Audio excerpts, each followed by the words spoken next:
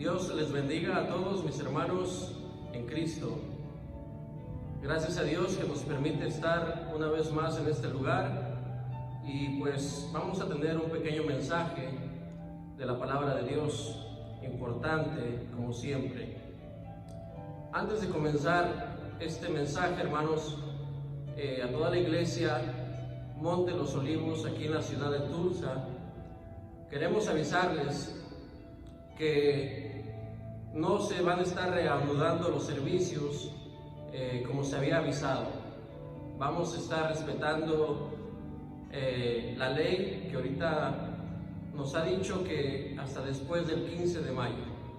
Así que queda el aviso, hermanos, que todavía no nos podemos reunir aquí en la iglesia, para la iglesia Monte Los Olivos aquí en Tulsa. Bien. Vamos a comenzar, hermanos, con el mensaje de la palabra de Dios. A todos les mandamos un abrazo fraternal en Cristo. Se les extraña, pero con la ayuda de Dios pronto, muy pronto, estaremos de regreso juntos.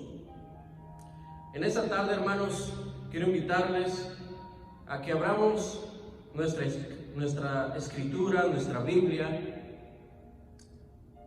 en la carta a los Hebreos, capítulo 4, y leamos versos 12 y 13. Hebreos 4, 12 y 13. Este es un texto, hermanos, muy conocido, muy importante, y lo vamos a desglosar. Le he titulado Una cirugía al alma. Este es el título de este mensaje, una cirugía al alma.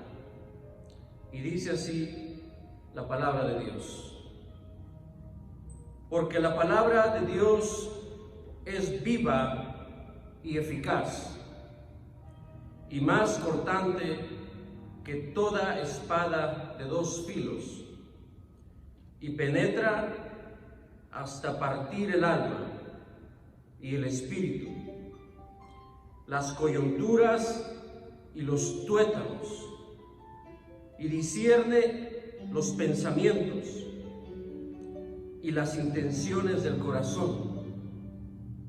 Y no hay cosa creada, fíjese bien, hermano, hermana, no hay cosa creada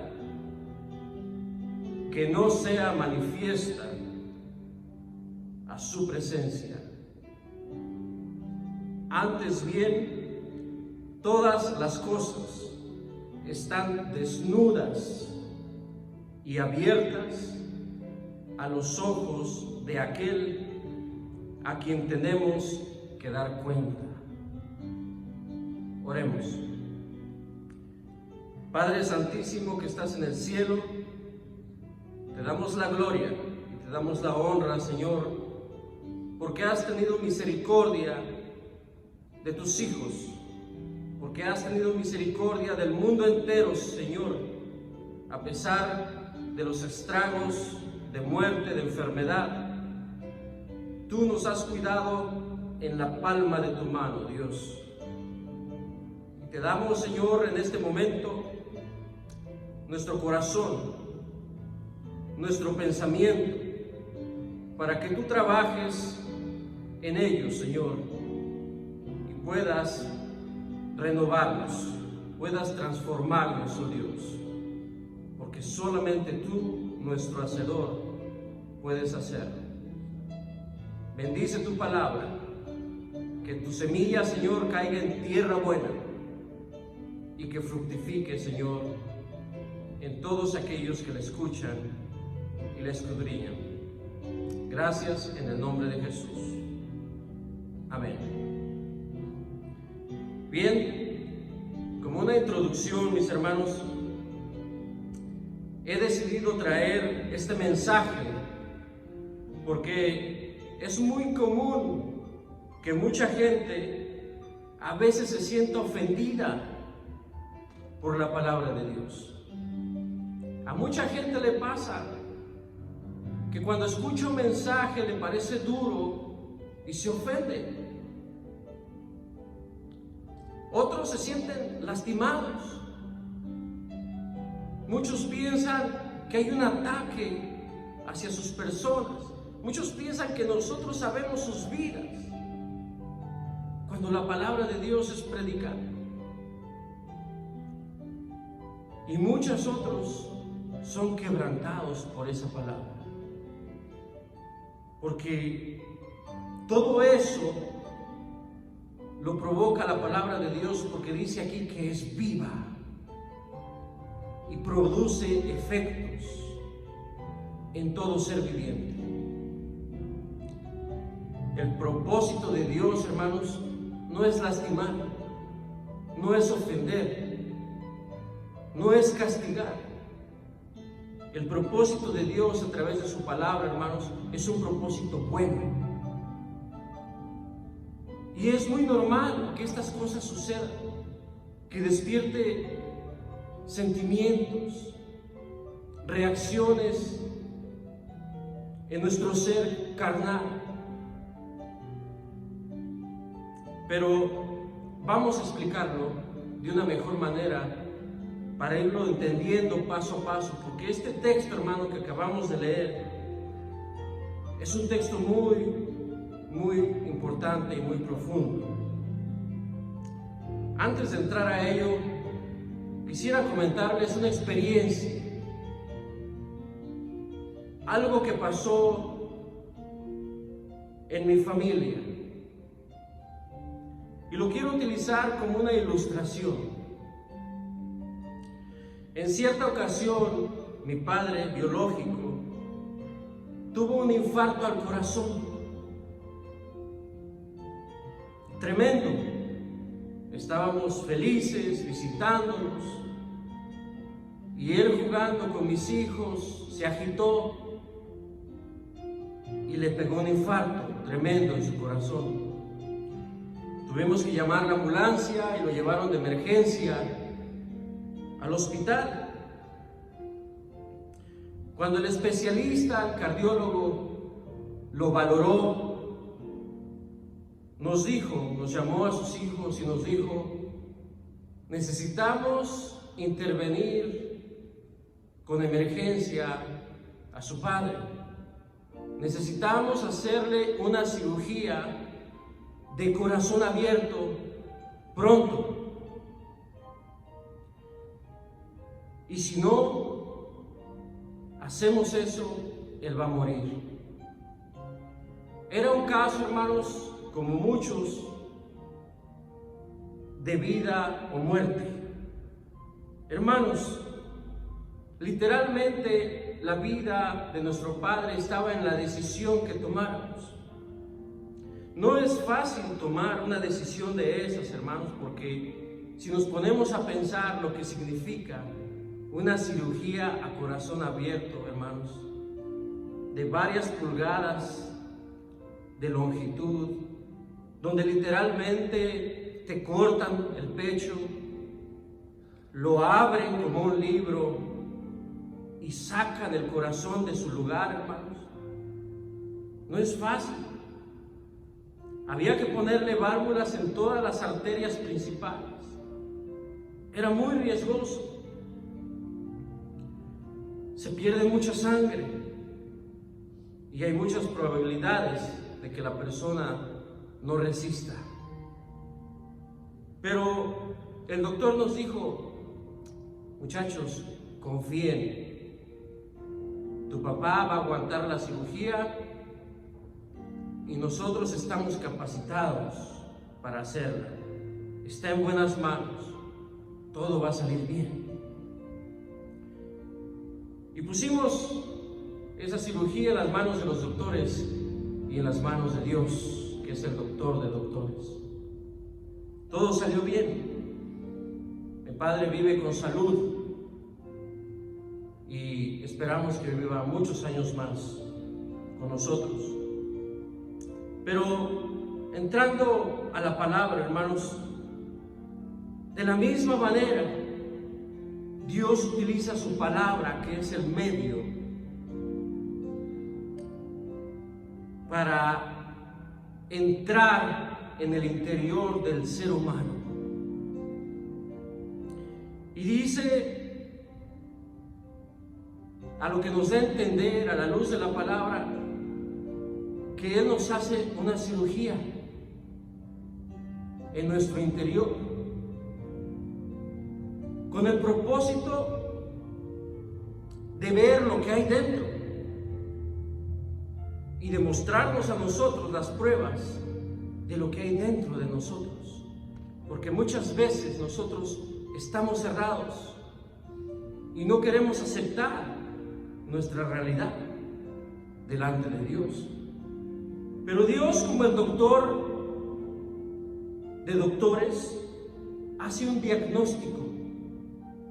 Cuando nosotros tenemos un encuentro con Jesucristo, con su palabra, empieza a haber un diagnóstico de nuestra situación, de cómo está nuestra vida, de cómo está nuestro corazón, de cómo está nuestra alma. Y cuando Él entra al interior, lo ve de par en par todos los detalles. Él nos conoce mejor que nadie. Él nos conoce mejor de lo que nos conocemos nosotros mismos. Y eso es lo que hace la palabra de Dios. Cuando estudias, encuentras verdades indiscutibles que nos hacen pensar en la condición que estamos viviendo. Y un ejemplo importante, hermanos, es la parábola del hijo pródigo. La parábola, hermanos, vamos a leerla para que tengamos un panorama más claro. Dice en Lucas 15, del 11 al 24. También dijo, un hombre tenía 2 hijos, y el menor de ellos dijo a su padre, Padre, dame la parte de mis bienes que me corresponde.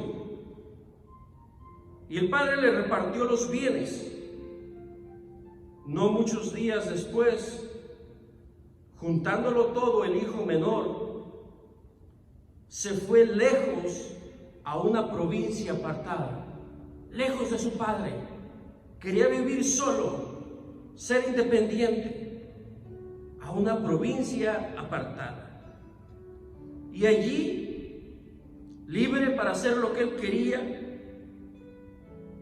desperdició sus bienes, viviendo perdidamente.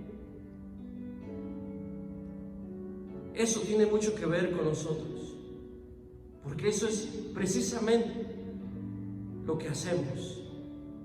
Dios nos bendice, reclamamos sus bendiciones, le pedimos y cuando Él nos da, nos apartamos de Él, nos alejamos de Él. Y cuando estamos allá solos, haciendo lo que queremos, perdemos todo lo que Él nos dio, lo tiramos a la basura. Entonces, cuando todo lo hubo malgastado, vino una gran hambre a aquella provincia y comenzó a faltarle qué comer, qué vestir. Y fue y se arrimó a uno de los ciudadanos de aquella tierra, el cual envió a su hacienda, le dio trabajo para que apacentase cerdos. Era todo lo que él pudo obtener. En un criadero de cerdos alimentarlos. Y cuando los alimentaba, deseaba llenar su vientre de las algarrobas que comían los cerdos. Deseaba la comida de los cerdos. Cuando nosotros perdemos, echamos a perder lo que Dios nos ha dado, nuestra juventud, nuestra salud. Cuando nos intoxicamos, echamos a perder todo lo que Dios nos da, nuestro trabajo, nuestra economía. nuestra familia. Entonces sí deseamos y vemos la vida de los demás que viven mejor que nosotros. Pero es porque nosotros hemos buscado esas consecuencias. Porque nos hemos alejado de nuestro Padre Celestial. Y volviendo en sí, recapacitó. Y dijo: ¿hasta dónde he caído? Deseo la comida de los cerdos. Y dijo: ¿cuántos jornaleros en casa de mi padre, esa casa que yo abandoné, tienen abundancia de pan? Y yo aquí perezco de hambre. Me levantaré. Esta es mi idea. Me levantaré, iré a mi padre y le diré: Padre, he pecado, reconozco mi falta, reconozco mis errores, que hice mal, que fui injusto contigo, contra el cielo, ofendí a Dios también. Ya no soy digno de ser llamado tu hijo. Ya no me recibas como hijo. Yo no te estoy pidiendo que me des lo que antes tuve. Regresó humillado, reconociendo lo que había en sus entrañas, reconociendo el mal que había cometido.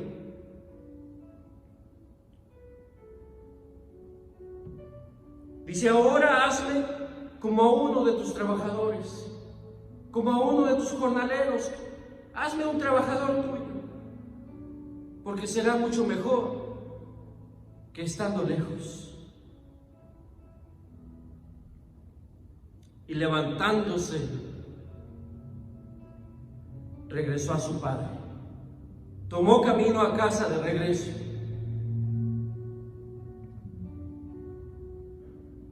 Y cuando aún venía lejos,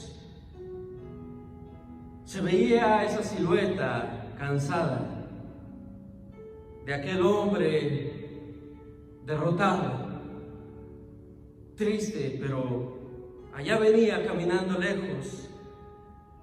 Y su padre, que siempre levantaba la vista hacia el camino, lo reconoció, lo vio. Y fue movido a misericordia. Su corazón se ablandó, su corazón se llenó de gozo. Dice que fue movido a misericordia, dice, y corrió. ¿Se imaginan al padre de aquel joven cuando venía su hijo de regreso? Su hijo amado, aquel que había perdido, que no sabía dónde estaba, que no tenía noticias de él. ¿Dónde estás ahora que Dios no te ve? Dios te está esperando. Dios quiere saber de ti. Regresa a casa. Y dice que corrió a encontrar a su hijo. Y se echó sobre su cuello. Se colgó en un abrazo de amor, un abrazo paternal. Nunca te sientas mal por los errores que ya cometiste en el pasado. Tu Padre te está esperando para perdonarte, para dejar tu pasado atrás. Él quiere abrazarte. Dice que se colgó de su cuello, dice, y le besó con amor. Lejos de recriminarle, lejos de castigarle, lo besó. Su corazón se salía del pecho de gusto por abrazar a su hijo.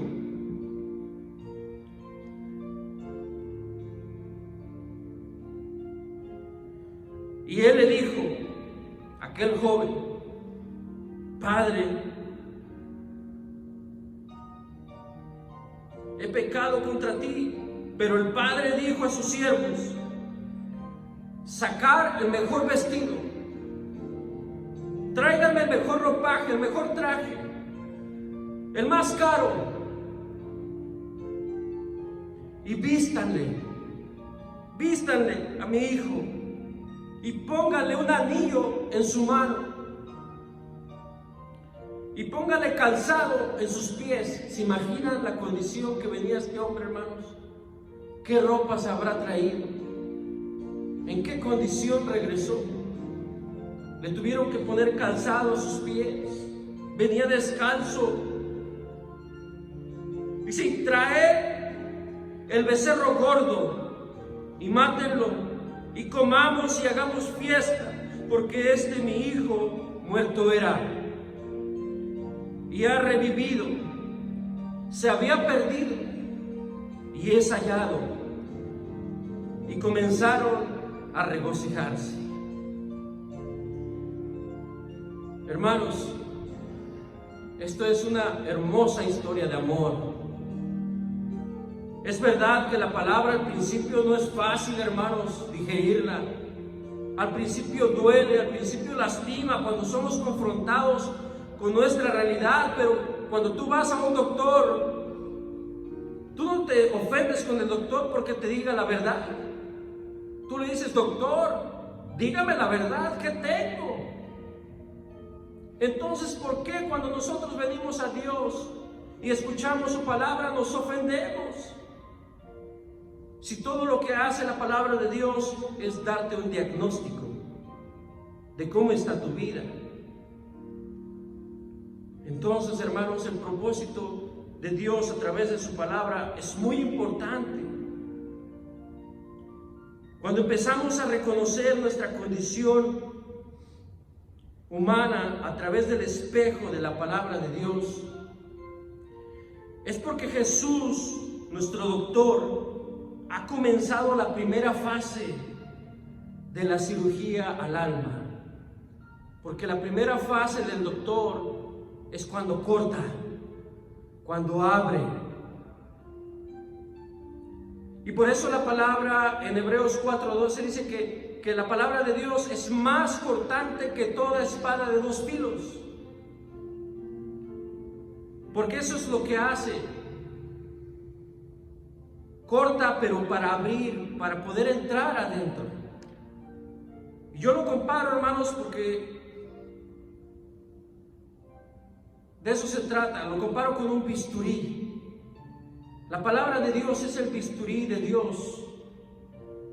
Es el bisturí del doctor que va a analizar nuestro pecho, nuestra alma, nuestro corazón. ¿Sí? Pero también duele. No es fácil estar en una situación así, que te abran el pecho. Estamos hablando ahora espiritualmente y duele más. Duele más cuando es exhibido lo que tú traes dentro. Cuando te das cuenta, cuando a veces los demás se dan cuenta de quiénes somos en realidad a través de la palabra de Dios. Y la palabra de Dios es más cortante que toda espada de dos filos. Y se ve nuestro interior desnudo. Tenemos que reconocer nuestra condición cuando somos confrontados con la verdad. El que viene de la idolatría no fácil reconoce que es un idólatra. No fácil reconoce que ha gastado muchos años hincado ante una estatua de yeso, de oro, de madera. No es fácil. Yo he visto personas llorar cuando se dan cuenta que han sido idólatras. No es fácil, hermanos, reconocer la condición cuando vienes de una vida llena de vicios. Un alcohólico no reconoce que es alcohólico. No lo quiere reconocer. Dice que él controla al vino, pero es mentira. su vida va en cuesta abajo, escalón por escalón. Primero desperdicia su tiempo, su dinero, pierde su trabajo, empieza a perder su esposa, sus hijos, su familia, sus hermanos, sus padres, sus amigos, termina perdiendo la dignidad, termina tirado en una banqueta. Los vicios te destruyen y no es fácil reconocerlo. Hoy es el drogadismo, la drogadicción. ¿Cuántas personas practican los hábitos de drogarse a escondidas? Van a las fiestas y se meten a un baño a drogarse y nadie lo sabe, pero Dios sí sabe. No es fácil reconocer al que ha vivido una vida llena de mentiras, al que tiene orgullo en su corazón, al que se cree más grande que los demás. No es fácil, hermano, reconocer cuando has sido un abusador con los demás, con tus trabajadores, con tus compañeros, con tus hijos, con tu esposa.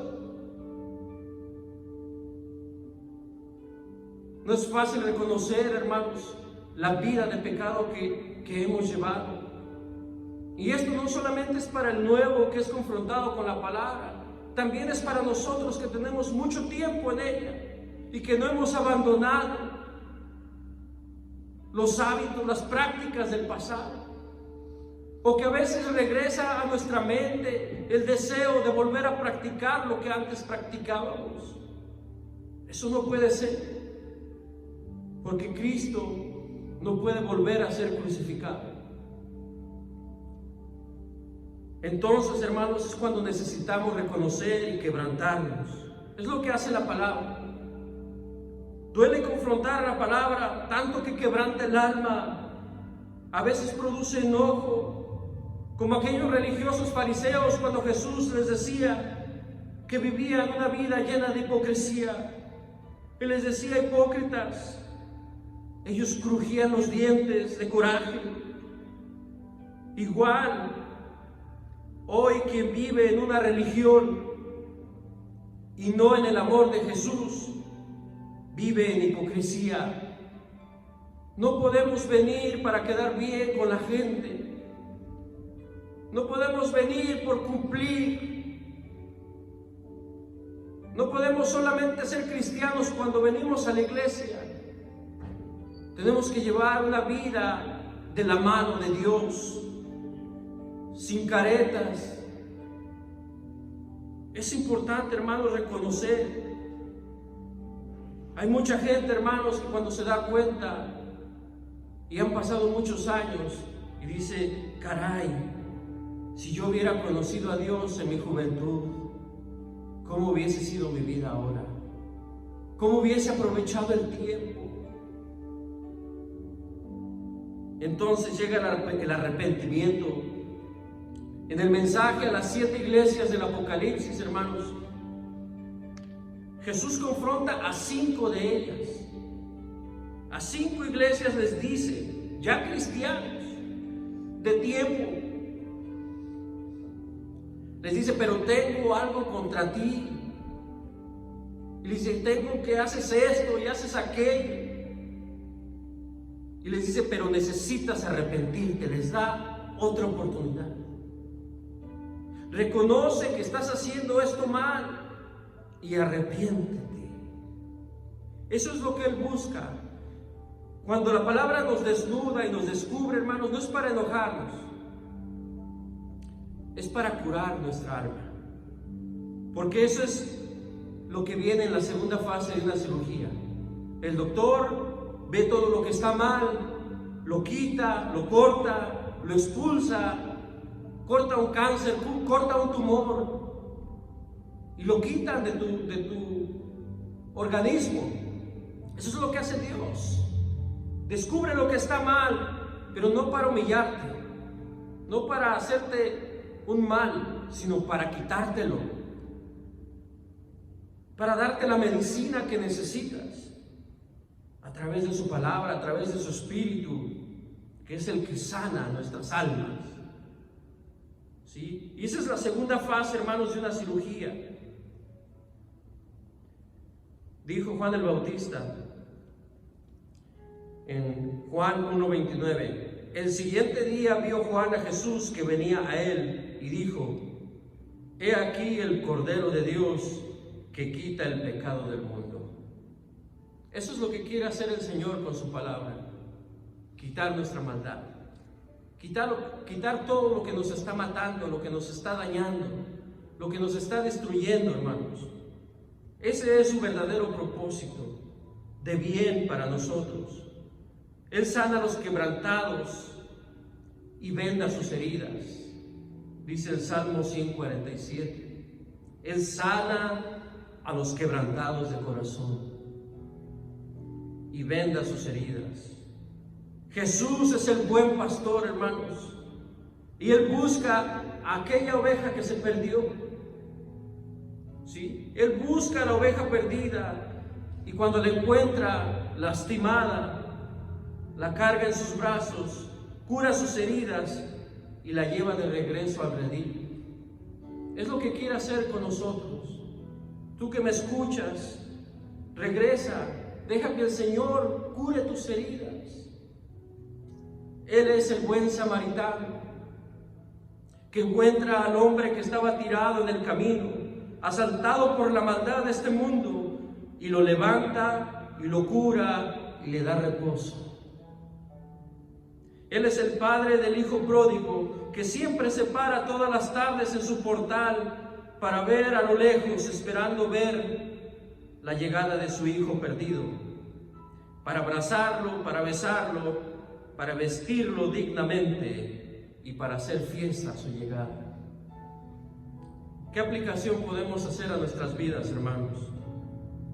Hoy, en este momento, Dios te está llamando a ti, me está llamando a mí, a que meditemos en su mensaje. Sin Dios, nada somos en este mundo. Sin Él estamos perdidos. Y su palabra es viva, porque como hemos visto, puede transformar las vidas desahuciadas en vidas renovadas. Segunda de Corintios 5:17 dice, de modo que si alguno está en Cristo, nueva criatura es. Las cosas viejas pasaron y aquí todas son hechas nuevas. Él quiere hacer de usted, mi hermano, un hombre nuevo. De usted, mi hermana, quiere hacer una mujer nueva en Cristo Jesús. Lo que antes éramos, ya no lo somos más, porque la palabra es eficaz y siempre cumple su objetivo en todo aquel que la recibe.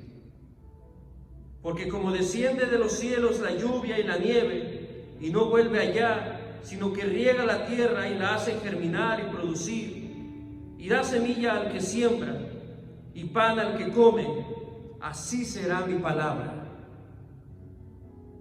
que sale de mi boca, no volverá vacía, sino que hará lo que yo quiero, dice el Señor, y será prosperada en aquello para que la envíe. Isaías 55:10.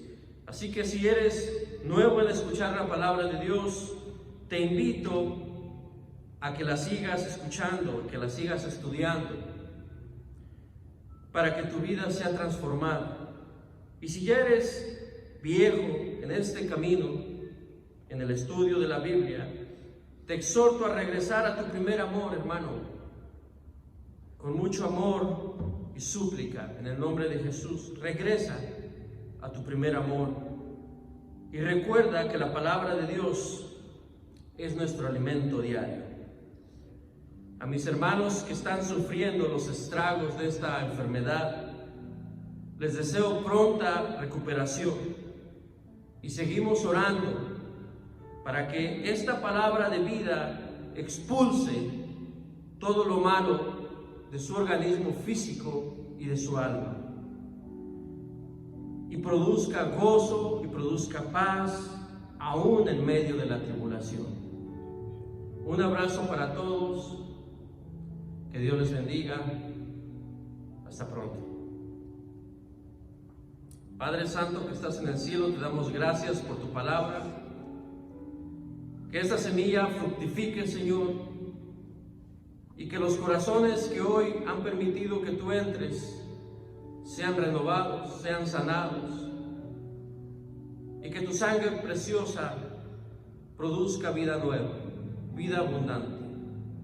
Gracias por tu iglesia, gracias por mis hermanos, gracias por todos los que están con paciencia estudiando tu palabra en sus hogares, orando en sus hogares. Bendíceles ahí donde están. Bendice su familia, sus hijos, su matrimonio. Y en tus manos nos ponemos y te damos la gloria y la honra en el nombre de Jesús. Amén.